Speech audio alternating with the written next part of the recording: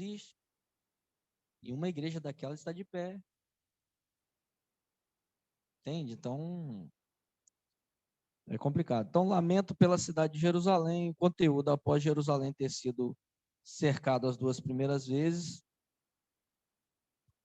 Nabucodonosor, rei da Babilônia, nos anos 605 a.C., e 597 a.C., o rei Ezequias foi posto no trono de Judá como homem de confiança de Nabucodonosor.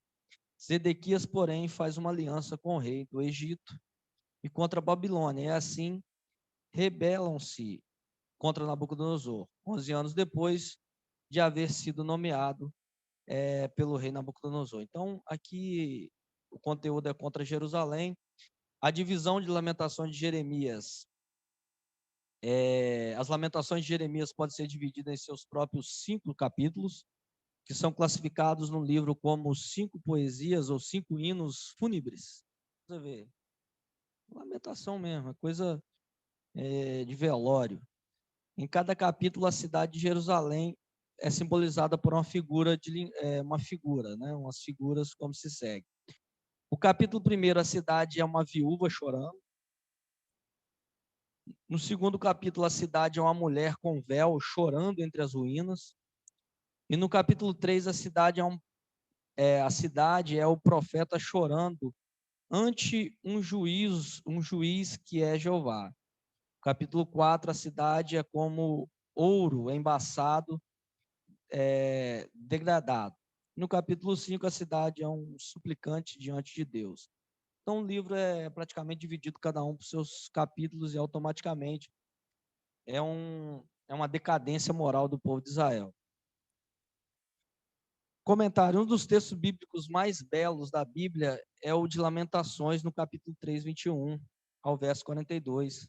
A Bíblia hebraica possui apenas 3 livros poéticos, Salmos, Provérbios e Jó, que são conhecidos como angiográficos, ou agiográficos, né? No cano judaico. O livro de Lamentações pertence a um grupo chamado Megilote, ou os 5 rolos, de modo que cada um dos rolos é lido em uma das 5 festas consideradas muito importantes pelos judeus, né? Que é a Páscoa e assim sucessivamente. O livro de Ezequiel. O nome Ezequiel significa Deus fortalece, né? O autor, a autoria Ezequiel, é completamente aceita. Ele é um profeta que fala ao povo de Deus durante a deportação para a Babilônia. Ele é contemporâneo de Daniel, que tinha 16 anos de idade quando for deportado em 605 a.C., sendo Ezequiel da idade de 30 anos quando foi cativeiro no ano 597 a.C. Então, o livro de Ezequiel é o seguinte: ele escreveu, o nome de Ezequiel é Deus fortalece, a data da escrita é de 592 a 570 a.C., o verso-chave dele é Ezequiel, capítulo 1 e versículo 1 e 3, 17. Estando eu no meio dos exilados, junto ao rio Quebar, se abriram os céus e eu tive uma visão de Deus. Filho do homem, eu te dei por atalaia sobre a casa de Israel. Da minha boca ouvirás as palavras e ouvirás de minha parte. Então, o livro de Ezequiel, para mim, é um dos livros mais escatológicos que temos. O tema central é a glória de Deus. É uma frase que aparece 12 vezes nos primeiros 11 capítulos do livro. Então, ou seja, Ezequiel é chamado para ver, para ter uma visão do trono de Deus, né? E sim, são visões que seres humanos comuns não poderiam ver, né? Deus deu um dom a ele, essa capacidade de enxergar aquilo que ninguém pode enxergar. Isso é uma característica dos profetas também. O profeta não é só profetizar, porque nós vamos ver, para não falar bobeira aqui, mas Elias tem a ousadia de falar assim: segundo as minhas palavras, não choverá e nem orvalho do céu cairá, segundo a palavra dele. Então, ou seja, a profecia nem sempre vai dizer em nome de Deus, mas sim a profecia às vezes pode ser o profeta que pode dizer no seu próprio nome, mas com a autoridade de Deus.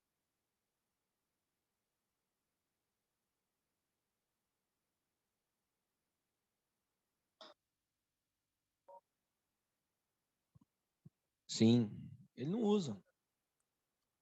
Foi profeta. Então, assim,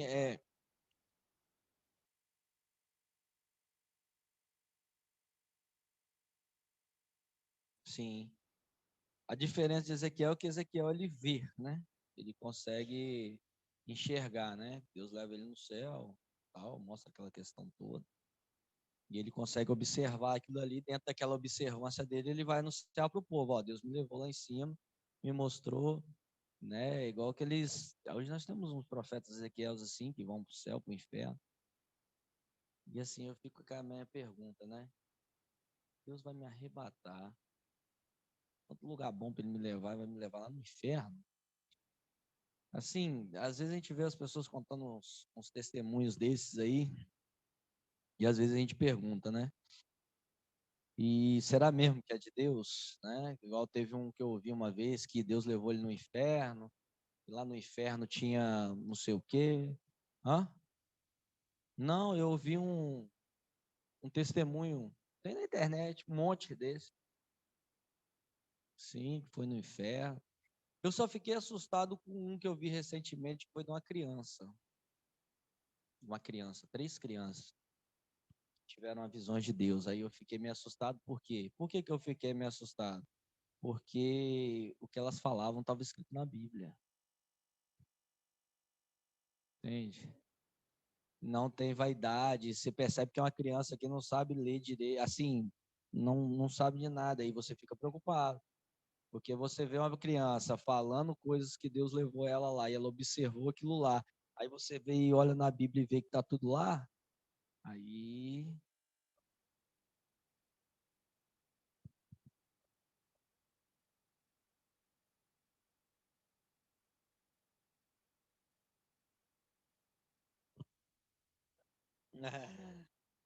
É só o cabelo que tá branco, só. Hum,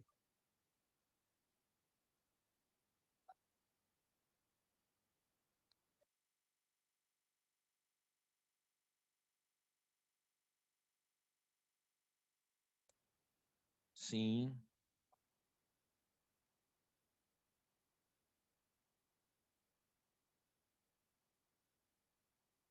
sim. O capeta vermelhinho de chifre, né? Sim. É algo muito interessante porque às vezes a gente fica preso e às vezes tem pessoas que têm medo também, né? Um monte de gente fica com medo aí. No final do ano aí tem um monte de crente aí perturbado aí, que o mundo vai acabar.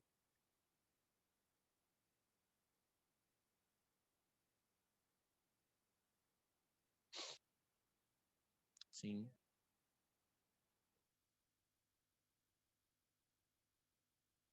sim,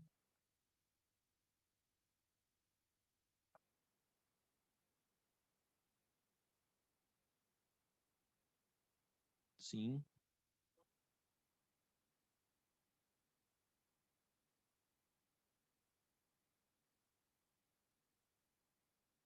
É, mas assim, a gente vê muito essas questões, né? E não vai parar, vai continuar.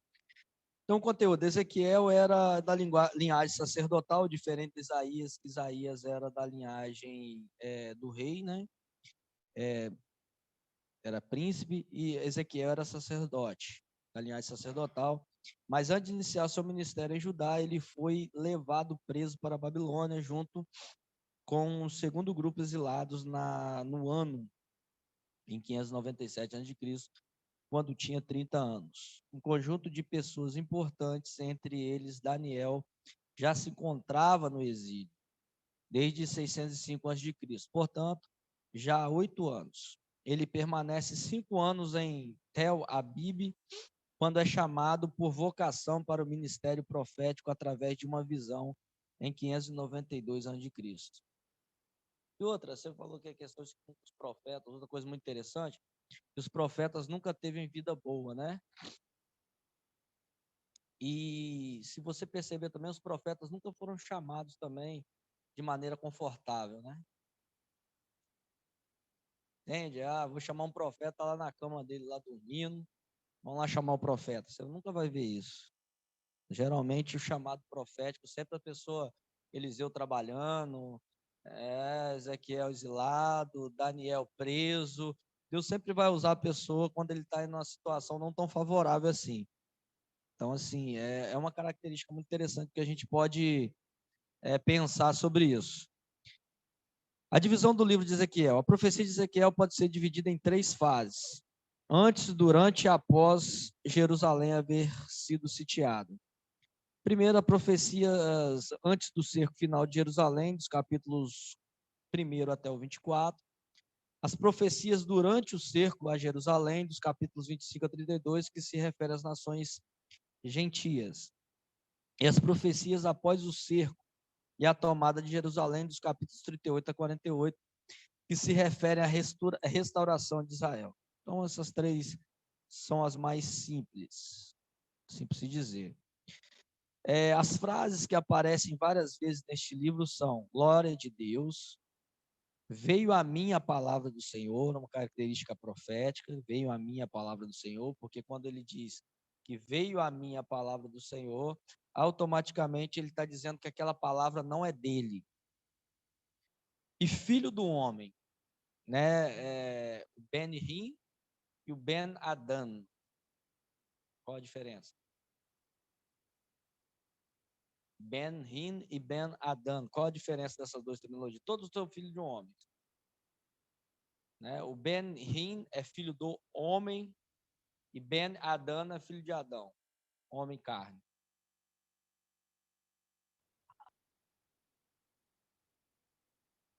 Pode ser várias anotações. Qual o texto e que forma que está lá. Quando você vai no Antigo Testamento, você vai ter 2 formas: Ben-Rim, filho do homem, e Ben-Adan, filho de Adão, né? Que automaticamente é Deus. Não, é o homem. O artigo definido o, ele faz muita diferença no texto, né? Então, assim, a gente tem essas nomenclaturas. Filho do homem filho do homem foi escrito 93 vezes, pois Deus fala a Ezequiel e se refere a ele desta forma. Pois pouco receberam essa dominação. Daniel foi uma vez chamado assim, Daniel 8,17, e Jesus 80 vezes, filho do homem.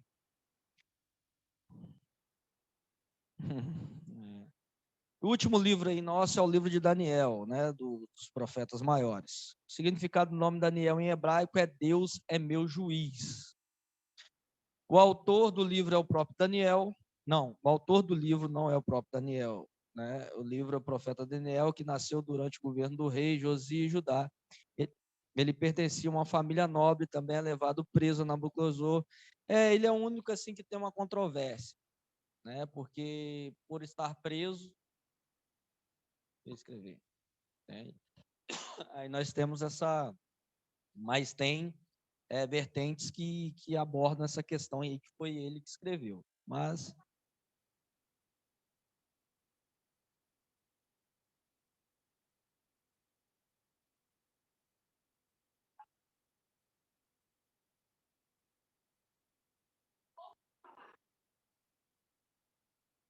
aham. Também, também depois ele foi exaltado na Babilônia. A Caldeus, ele prendia várias linhagens, entendeu? Várias linguagens. Então ele com certeza poderia ter alguém para escrever para ele mesmo.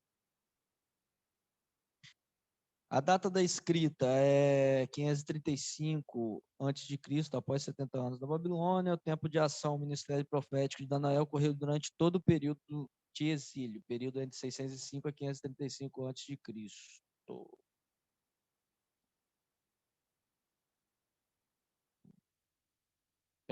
Verso-chave está em Daniel 4, 34 e 35. Eu, Nabucodonosor, levantei os olhos ao céu, eu bendisse o Altíssimo e louvei e glorifiquei ao que vive para sempre, cujo domínio é sempre eterno e cujo reino é de geração em geração. Todos os moradores da terra são por ele reputados em nada, e segundo a sua vontade, ele opera com o exército do céu, e os moradores da terra não há quem lhe possa deter a mão, nem lhe dizer que fazer. É que é muito interessante, porque Esse texto aqui é muito interessante, porque hoje nós queremos falar o que Deus tem que fazer para nós, né? Eu quero delimitar para Deus o que ele tem que fazer. Senhor, eu quero que o Senhor faz assim, desse jeito assim, tem que ser assim. E no livro de Daniel ele está falando, ó, aqui, ó, e os moradores da terra, não há quem lhe possa deter a mão e nem lhe dizer o que fazer. Ou seja, nós não temos capacidade para o Senhor para falar para ele o que pode fazer. Nós podemos dar uma ajudinha a ele, né? Nós temos, Pai nosso que está no céu. Vai dar uma ajudinha, né, Senhor? Sim, né? Jovem é uma benção, jovem quando está casado. Seu bonitinho, tá? Só podia dar uma ajudinha, né? Tô querendo casar, já tô fazendo, os jovens de hoje, eu tô fazendo 20 anos, eu já vou ficar para titia, vou ficar para titio, entendeu? E isso aqui é muito interessante, né? Porque a gente não pode dizer para Deus o que ele tem que fazer. Porque se eu posso falar para Deus o que ele tem que fazer, ele deixa de ser Deus para mim.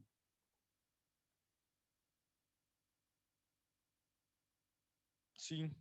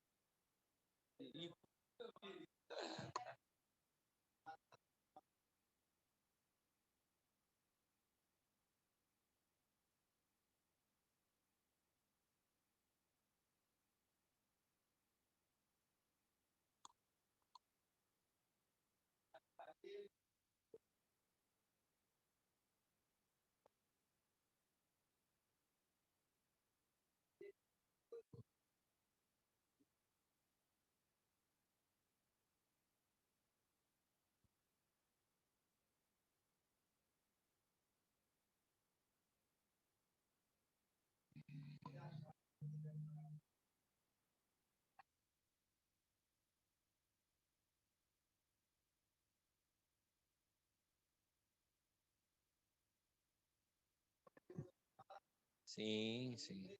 Não veio, entrou na porta. É sim, outra. Eu já servi uns monte de revelação. Ah, no monte era maravilhoso. Tinha 6 meses de casado. Aí eu subi no monte, aí tinha uma irmãzinha pulando no mistério, né? Aí quando eu passei assim, ela falou, Barão! Eu falei, aí vem negócio bom aí. Aí ela segurou. Oh, Deus manda te dizer que vem uma aliança na minha mão e na sua. Eu falei, tava não. Se tivesse, era porradeiro no monte. Aí eu falei, minha irmã, você segurou minha mão direita, né? Olha aqui pra minha esquerda aqui. Aí saiu o profeta pra lá, hein? Acabou a profecia.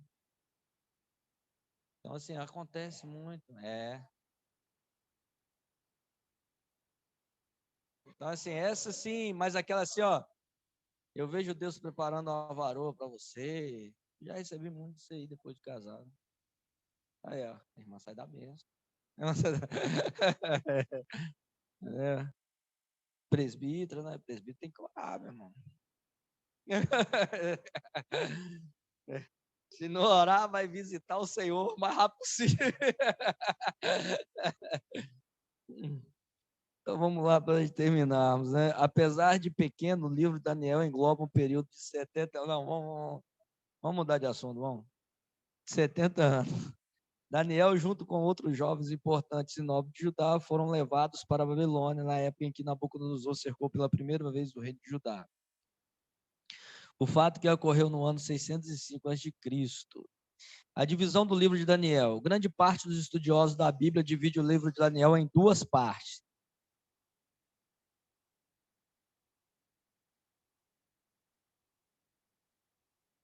Por quê? Sim, eu vou dizer a verdade, porque é o seguinte. eles têm uma aproximação. Ninguém tem a data exata. Entendeu? Eu vou lá, olha só como é que é a datação. Eu vou lá, acho uma pedra com um furinho no meio. Aí eles pegam aquela pedra lá, isso aqui é aproximadamente 400 anos de Cristo. Aí eu achei uma medalhinha. A medalhinha tem um símbolo, sei lá, um símbolo de um deus do Egito. Isso aqui é 1200. Claro que hoje nós temos várias formas de se aproximar disso, porque é levado para um laboratório, lá é feito algumas análises, e ali traz até ali traz uma aproximação de, de quanto tempo faz. Então, isso que eu falo, um conselho, nunca date, nunca fale com certeza que foi aquilo dali, porque aproximadamente é a melhor forma que nós temos. Gente, aproximadamente 37 e tal. Você está na média. O cara fala 36, você fala 37, aí você fala, pô, 38. Então, assim, geralmente os próprios livros de pessoas que estudam bem isso, né, de pessoas que passam a vida estudando isso, eles mesmos não dão a datação certa. Eles aproximam e eu acho que fica melhor para todo mundo. Então, o livro é dividido em duas partes, a história, né, que é o capítulo 1 ao 6, as profecias do capítulo 7 ao 12, que é cronologicamente paralelo do capítulo 1 ao 6. O livro também pode ser dividido conforme os acontecimentos recentes do período de cada rei, como o reinado de Nabucodonosor, dos capítulos 1 ao 4, o reinado de Belsazar, dos capítulos 5, 7 e 8, reinado de Dário, os capítulos 6 e 9, e o reinado de Sírio, os capítulos 10 a 11. Então, assim, essa última forma aqui, se a gente pegar e ler o livro de Daniel de forma aleatória, a gente consegue observar isso? Não consegue. Consegue. Quando você tem isso aqui, você observa qual foi o primeiro, qual foi o segundo, qual foi o terceiro. Então, você já vi muita gente pregando o livro de Daniel, onde ele leu o livro falando de Nabucodonosor, mas ele, no final, estava lá no Dário. Interpretou o sonho do Ciro, não sei o quê. Então, ou seja, Menel Tekel Passim foi escrito por... Aí já perdeu o reinado tudinho, entendeu? Então, assim, quando a gente entende isso, a gente consegue ver e visualizar isso dentro do texto, nossa pregação fica mais... Pregação, qualquer coisa que a gente for fazer, um estudo, fica mais simples, fica mais cronológico, né? Irmãos, encerro por aqui. Alguém quer fazer alguma pergunta, alguma colocação? Pessoal que está nos assistindo aí, quiser fazer alguma pergunta aí, só mandar um...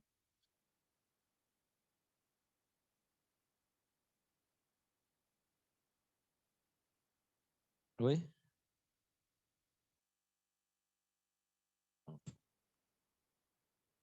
Não.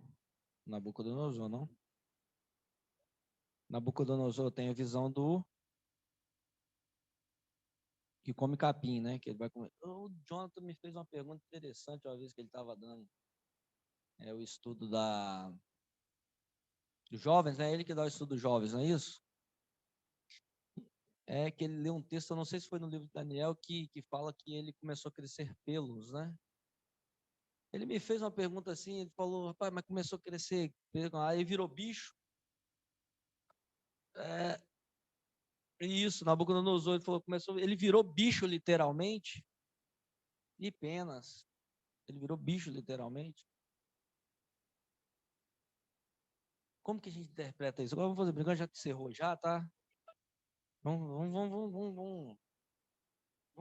tentar as coisas rápidas, 5 minutos aí. Aí virou bicho mesmo. Como é que eu interpreto isso?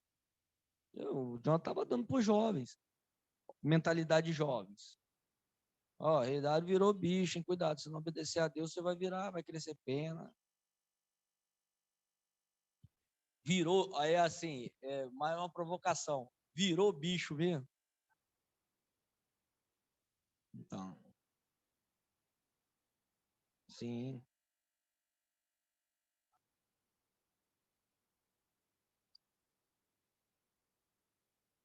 Então,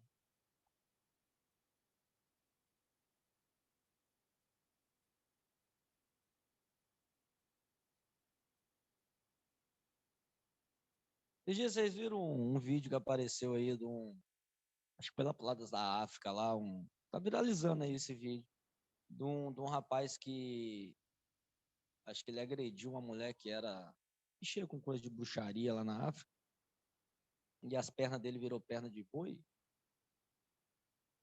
Fizeram a filmagem e tudo. Sim, sim. E assim, não sei se vocês já viram, lá na África, eles colocam um balão assim, aí colocam um bonequinho dentro daquele negócio lá e gira aquele negócio, o negócio vai lá em cima. Não sei se vocês já viram isso. Assim, eu vou pôr no grupo nosso lá, depois vocês visualizam. É assim, é espantoso. Não tem nada dentro. O negócio roda, sobe no ar.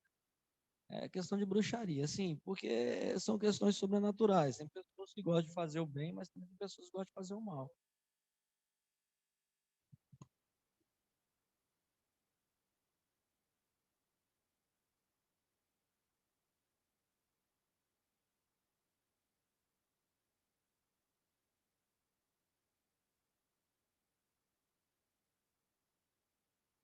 Sim, sim, tem até um filme.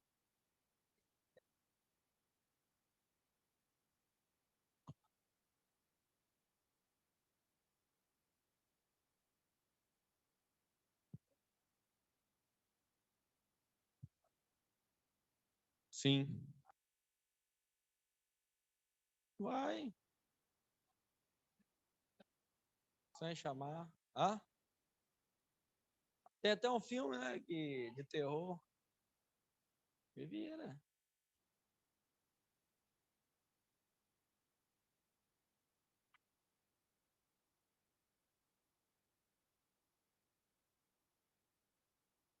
Mas amém. Alguém quer fazer mais alguma coisa? É alguma coisa assim.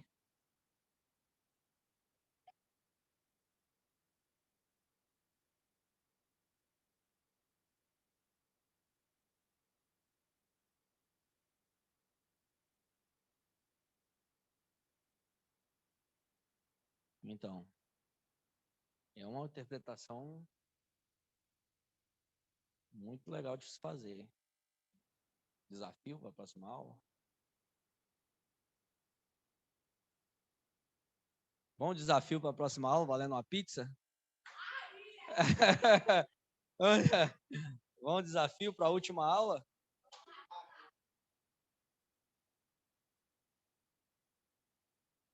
Desafio para a próxima aula, valendo uma pizza? Então, vou fazer o seguinte, então. Próxima aula, uma pizza. Só que eu não vou dar uma aula igual deu a última vez, não. Porque quem levou o livro foi quem não respondeu a forma mais adequada. Então, valendo uma pizza, então. Não, a pergunta eu quero que vocês façam uma análise exegética desse texto e trazam para mim o que realmente é. Quem não quiser uma pizza, não faça. Vem cá, Claudio, orar por nós aqui, vem. Vem cá, meu pastor, vem cá dar uma ler pra gente, orar pela gente aqui e dar a benção apostólica, abençoar. Então, tá bom. Valendo uma pizza, hein?